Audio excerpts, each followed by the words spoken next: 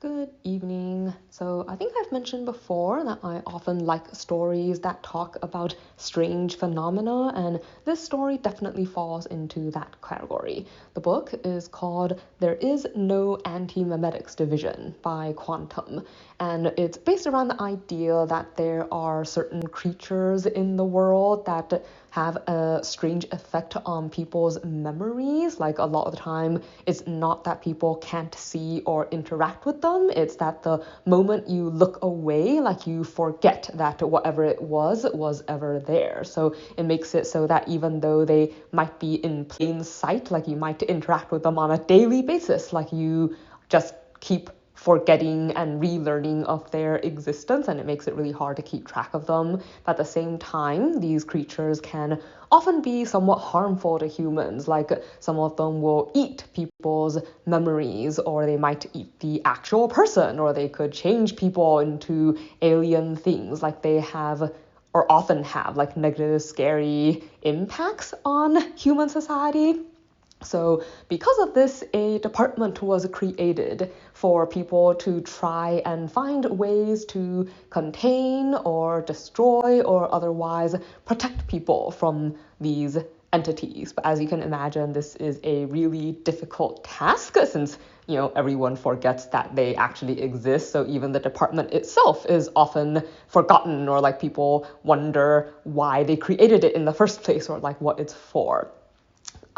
The story itself is structured like a series of connected short stories that build upon each other and become a more major event, and it touches on a number of different characters, though the main focus character is Quinn. Like she is the current head of the department, and as you move through the story, you get to learn a little bit about various of these different entities that the people who work here interact with. So just a brief example of some of the weirdness, like there's this quote unquote god, I guess, that lives in a stone, and it's just the god of forgetting how to ride a bicycle. Like anyone who comes into its presence automatically just forgets how to ride a bicycle. I guess that may or may not be its sustenance. So, the person who discovered it by slowly riding a bicycle down the hall to the point where he suddenly forgot how to ride that bicycle. So yeah. Or for instance, there's like this giant rock whose main characteristic is just that people like lose all memory of it the moment they look away. So even though it's a huge rock that you would think nobody could ever overlook, everybody overlooks it and doesn't actually realize that it's there. So things like that, and things get progressively more dangerous and violent as you move through the story.